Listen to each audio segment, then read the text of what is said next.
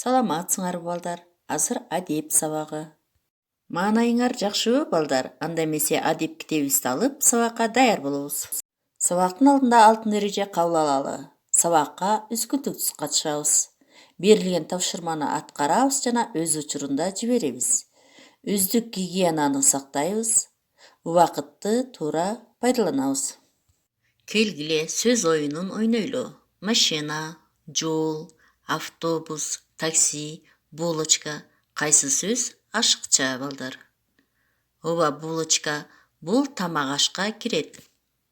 Анда эмесе сабагыбыздын темасы дасторкон четинде отуруу адеби. Сабактын максаты тамак ичүү адеби жана аңгеменин мазмуну менен таанышабыз. Туура тамактана билүүбүз жана сөз байлыгыбыз артат. Адептүүлүккө үйрөнөбүз. Ким жылдызчаны алгысы келет балдар? Анда сабакка активдүү катышабыз. Тамактанар алдында колуңду самындап таза жууганды унутпагыла. Тамакты маал менен керектүү өлчөмдө жегенге көнүккүн. Тыгып оопсуз жей берсең, сиңире албай көп түйшүк тартасың. Балким ооруп да калышың мүмкүн. Балыкты, кычкыл нерсени, жумуртканы, этти, сүт менен жебегин. Жыттанып калган жана ачып кеткен тамакты жебегин. Улуу адам дасторконго кол салмайын, сен кол салба. Тамакты өз алдыңдан гана алып жегин.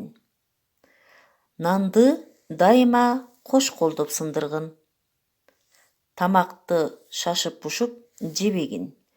Оозуңдагы тамакты майда чайнап, акырындап жуткун.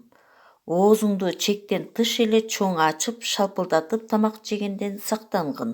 Оозуңдагы бир алым тамакты жутмайынча, колуңду кайра тамакка салба. Оозуңа тийгизген бир алым тамагыңды тиштеген этиңди жей элек тамакка кайра кошпо. Тамакка сунган колуңду табакка же кесеге силкпегин. Колуңа кашык алып тамак жемекчи болсоң, тамакты кашыкка толтура сузуп албагын. Жарымдай сузуп алгын, этият тамактан. Суюк жана коyu тамактар кашыктан дасторконго же кийимдериңе төгүлбөсүн. Оозуңду тамак салынган идишке өтө жакындатпагын. Тамакка сузган кашыгыңды оозуңдун ичине тыга бербегин. Дасторконго коюлган кабыктуу же данектүү мөмөлөрдөн жегенди кааласаң, жеген мөмөлөрүңдүн кабыгын жана данегин желбеген мөмөлөрдүн үстүнө таштабай, бош идиштин ичине таштагын. Эми менин суроомо жооп бергилечи. Тамакты керектүү өлчөмдө жештин ден соолукка кандай таасири бар экен? Тамактануу маданиятын билүүнүн зарылчылыгы эмнеде?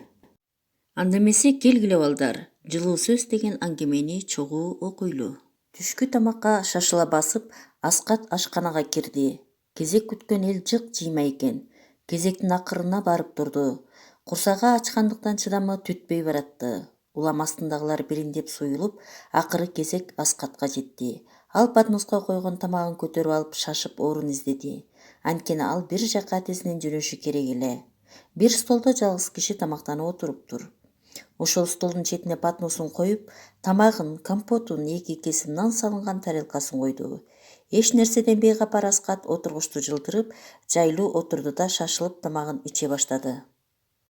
Бет маңдайындагы киши кес Аскатты карап коюп, тамактанып жатты.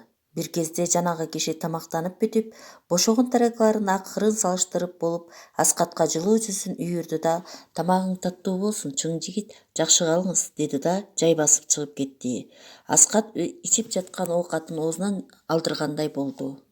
Өзүнүн мурда түштөнүүгө отурган үстөлдөшүнүн жанына салам сааты же урук сааты жок, шашкалактап отура калган одонолугун эми гана байкап, оңтойсуздана түштү.